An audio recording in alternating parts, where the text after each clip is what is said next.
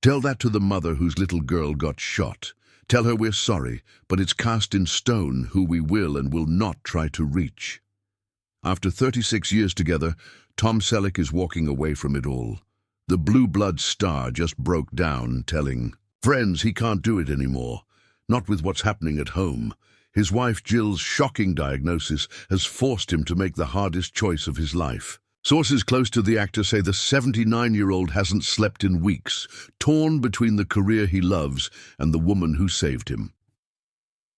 Tom Selleck was born on January 29, 1945, in Detroit, Michigan. His mother, Martha, was a homemaker. His father, Robert, was working as a mechanic on B-29 bombers in the U.S. Army during World War II. While his father was overseas, Tom lived with his grandparents for the first 2 years of his life. In 1949, when Tom was 4, the family left Detroit and drove to California. They had little money and packed only what could fit in the car. They used the GI Bill to buy a small house in Sherman Oaks, a quiet part of Los Angeles. Life in California wasn't easy. Tom's dad worked on straight commission as a real estate agent, which meant the family's income changed from month to month. But even through tough times, his parents taught him the importance of hard work, honesty, and staying grounded. Tom didn't grow up dreaming about fame or acting. His world was all about sports. He loved basketball and baseball and spent most of his time on the court or the field. By high school, it was clear he had real talent. At 6'4", Tom stood out. He was offered a basketball scholarship to Montana State University, but he turned it down. His goal was to attend the University of Southern California. The problem was, he couldn't afford it. Instead, he enrolled at Valley Junior College. He stayed at home, worked part-time at a clothing store, and saved money. His patience and effort paid off. He transferred to USC in his junior year and earned a basketball scholarship. During the 1965 to 1966 season, he played for the USC Trojans. He only appeared in 7 games and didn't score much, but coaches noticed his toughness and team spirit. In 1967, with the Vietnam War still going on, Tom made a big decision. He joined the California Army National Guard. He became part of the 160th Infantry Regiment and served until 1973. He attended Officer Candidate School and earned the rank of second lieutenant. He was later promoted to sergeant. During his service, he was activated during major events like the Watts riots in Los Angeles. At the time, he had a 6-month acting contract with 20th Century Fox, but when he left to serve, the studio dropped him.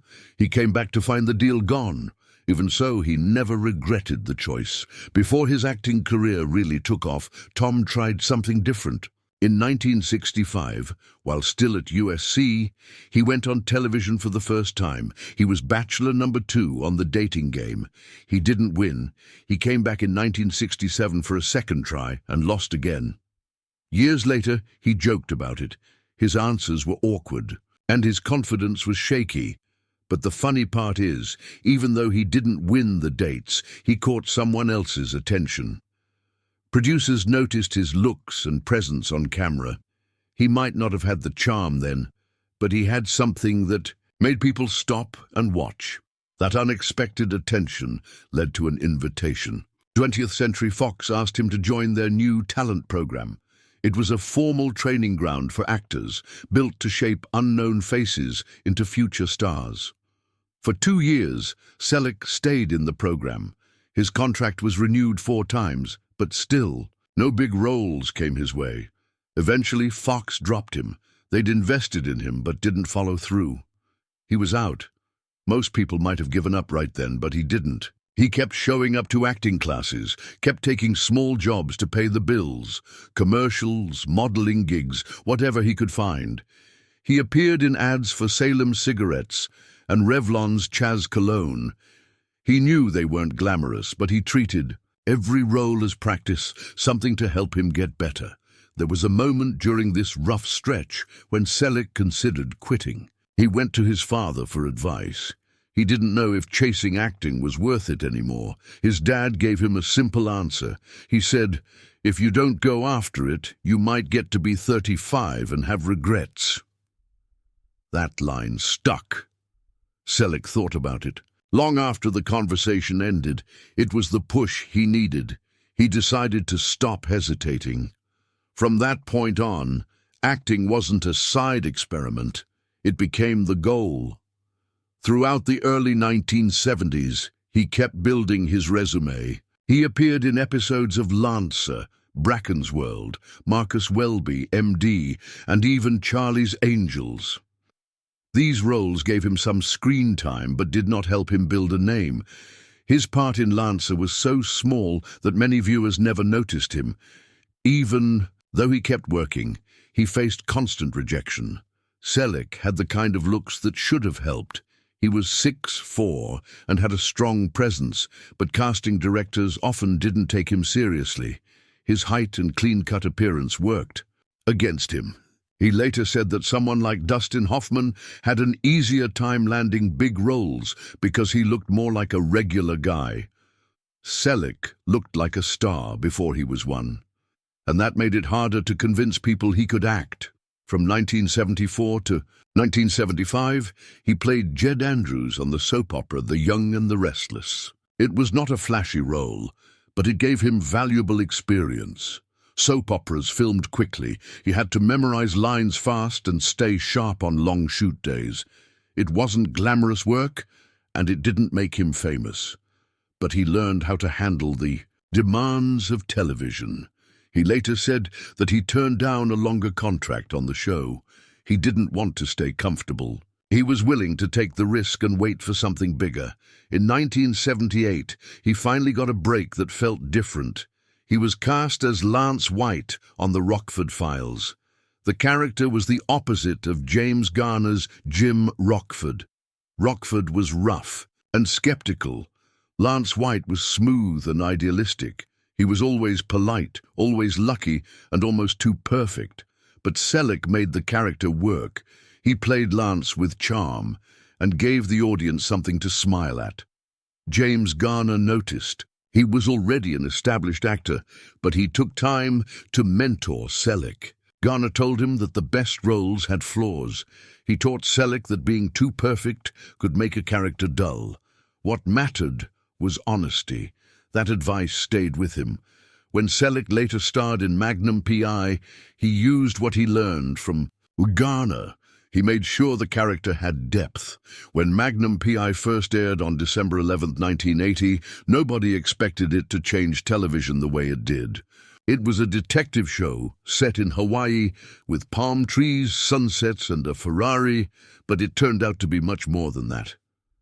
At the heart of it was Tom Selleck, a tall actor with a quiet charm and a serious mustache. He didn't just play Thomas.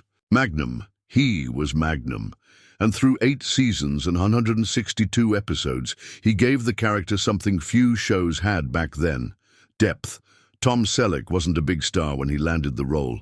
He'd done some modeling and guest roles on TV, but nothing. That made him a household name. When CBS picked up Magnum P.I., he saw a chance to do something different. The original version of the character was flashy and over-the-top, with gadgets and a James Bond attitude. One draft even had Magnum using a hang glider with machine guns. Selleck didn't want that. He argued with the creators. He said he didn't want to play a superhero. He wanted to play a real person, someone with a sense of humor, someone with flaws. That decision changed everything. Selleck helped reshape the script. Magnum became a Vietnam veteran with emotional scars. He lived in a guest house on a rich author's estate and drove a Ferrari he didn't own. He took small jobs. He wasn't rich. He wasn't always confident. He had friends who were loyal and a past that still haunted him. Viewers connected with that. It felt honest. Instead, the role went to Harrison Ford just 3 weeks before filming started. Ford became a movie icon. Selleck stayed with Magnum. He has never expressed deep regret, but others have said the missed chance still stings. In a 2024 interview, Selleck said, "It wasn't exactly a cross to bear. Magnum was the best thing that ever happened to me. Karen Allen, who starred in Raiders, later said, "One of the great regrets of his career is not having the chance to play Indiana Jones." Despite that, Selleck shaped one of the most iconic characters in television history. Everything about Magnum became part of pop culture. The Hawaiian shirts were real shirts from a small shop in Honolulu called Paradise Found. Sales of those shirts jumped by 300% while the show aired. The Ferrari 308 GTS became a symbol of 80s cool, but it wasn't easy for Selleck to drive. At 6'4", he barely fit inside. The crew had to strip out padding, move the seat, and bolt it in place just so he could fit on camera. Even his baseball cap had meaning. The navy blue cap with the Detroit Tigers logo wasn't just a costume. Selleck was born in Michigan and was a lifelong fan. He wore the cap because it felt right for the character. In a 1986 interview, he was asked if he still followed the Tigers. He replied with one word: always. In 1983, during the height of Magnum's popularity, the Tigers saw their merchandise sales go up by 18%. And then there was the mustache. Thick, well-groomed, and impossible to ignore, it became a style all its own. Gillette reported a 22% increase in mustache grooming product sales during the early years of the show.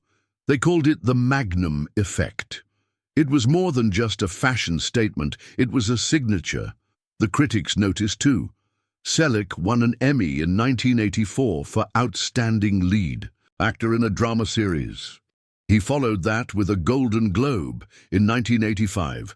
The series was nominated for 25 Emmys, including Outstanding Drama Series in 1984. All of that success came not from playing a perfect hero, but from playing someone complicated. Tom Selleck's journey into Hollywood stardom hit its highest point in 1987. That year, 3 Men and a Baby came out and changed everything for him. The film was directed by Leonard Nimoy, who most people knew as Spock from Star Trek. No one expected it to become a massive hit, but it did. It earned $240 million worldwide on a budget of just $11 million. If you adjust for inflation, that's over $500 million today. The story was simple. 3 carefree bachelors are suddenly forced to take care of a baby. Selleck starred alongside Ted Danson and Steve Guttenberg. Audiences loved it. The film became the highest-grossing movie of 1987.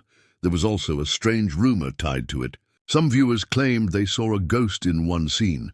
People paused the VHS and pointed to what looked like a boy standing behind a curtain. It spread fast, but the truth was less spooky. It was a cardboard cutout of Danson's character that someone forgot to move.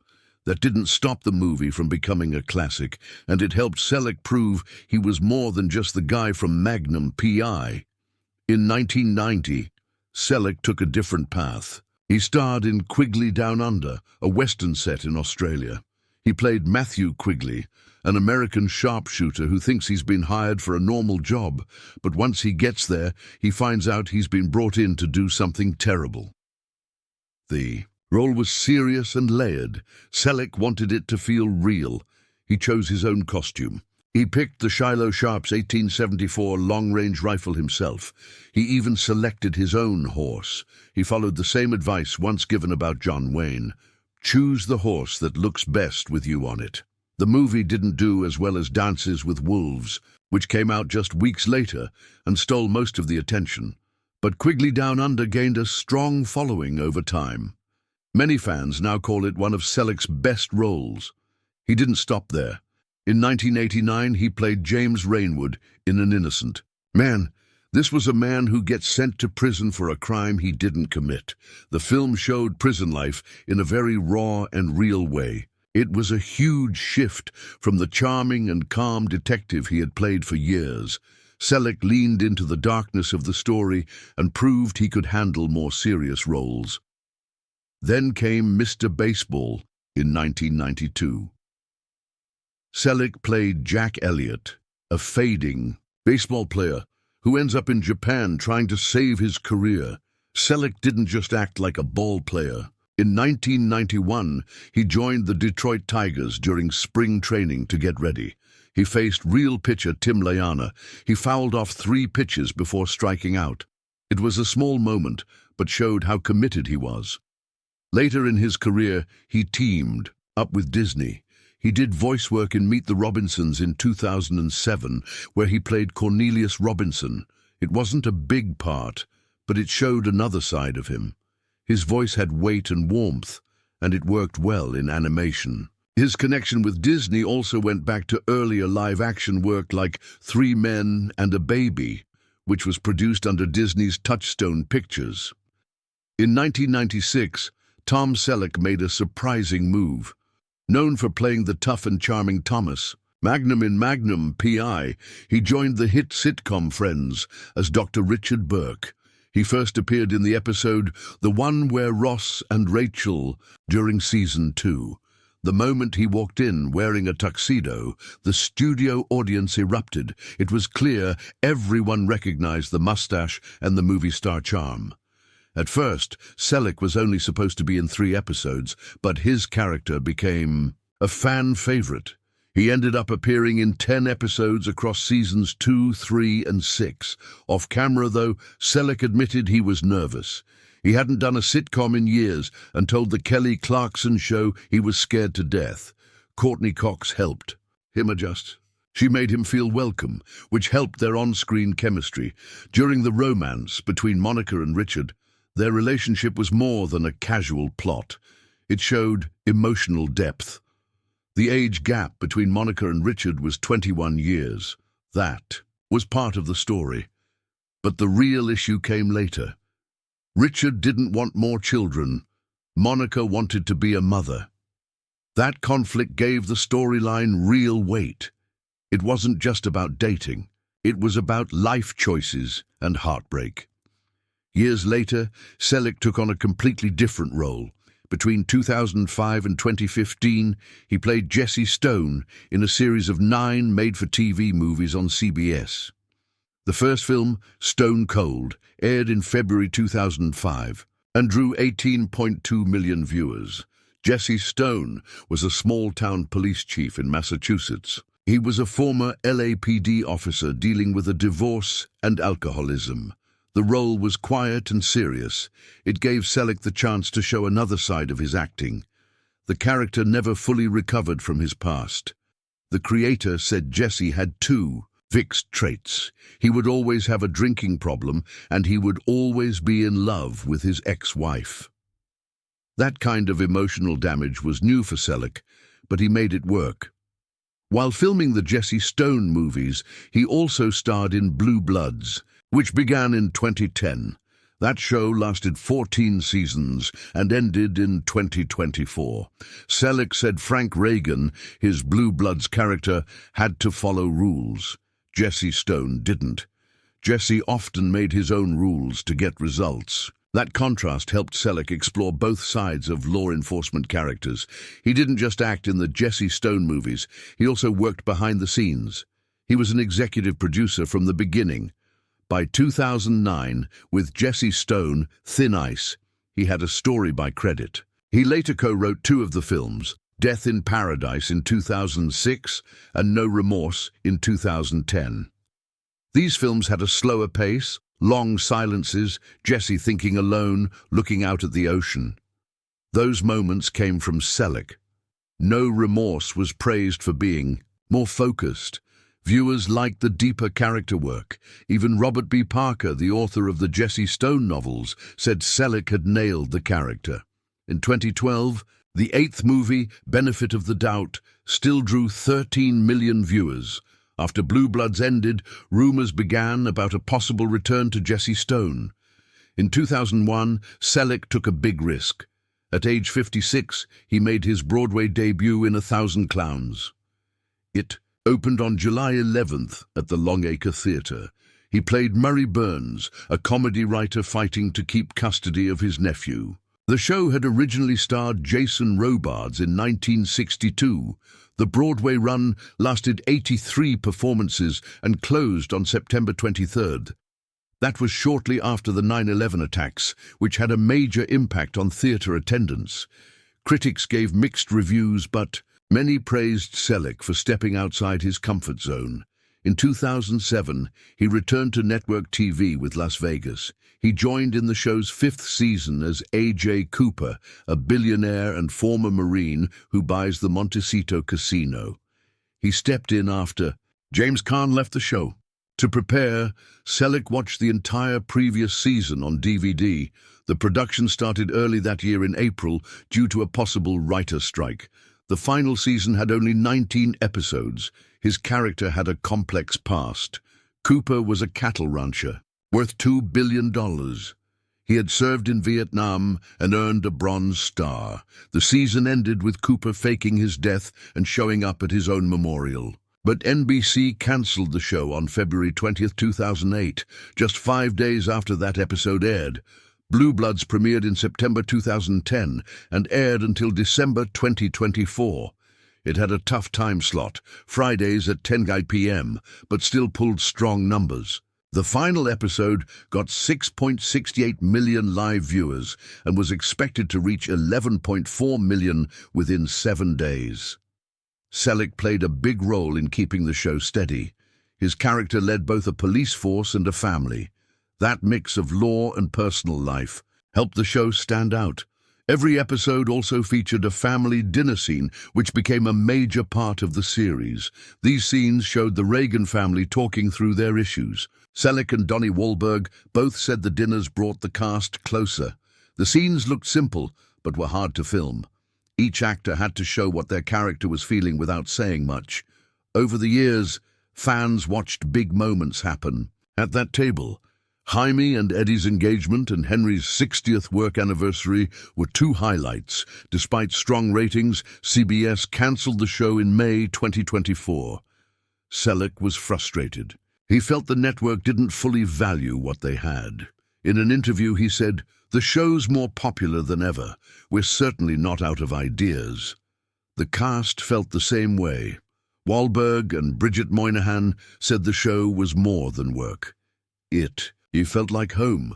Before the mustache became iconic, and before he was one of television's most recognizable faces, Tom Selleck was just a young actor trying to make it in Hollywood and trying to build a family at the same time. In 1971, when he was 26, Tom married Jacqueline Ray, a model and actress.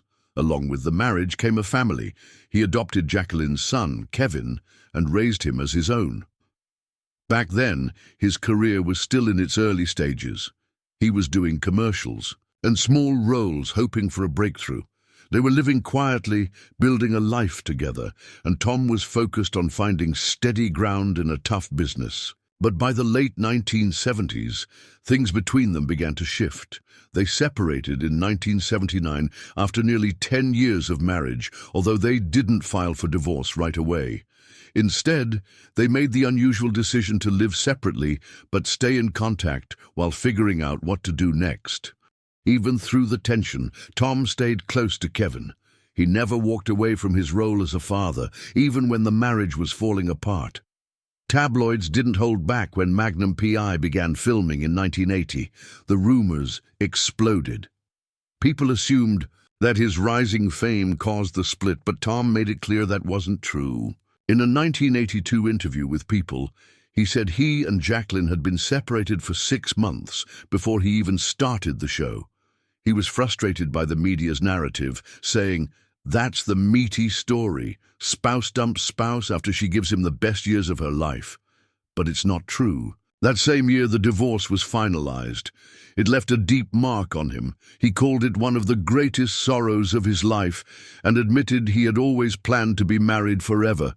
That heartbreak made him cautious. He became more private and protective, unsure if he was ready for another relationship. Then came 1983. Tom was in London filming Lassiter, a crime thriller, and something unexpected happened. He started going to see the musical Cats again and again. At first, people thought he was just obsessed with the show.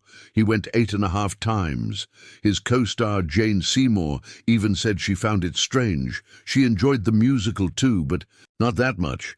What she didn't realize was that Tom wasn't going back for the music. He was there for one performer, Jilly Joan Mack, a 25-year-old dancer playing Rumpelteazer in the show.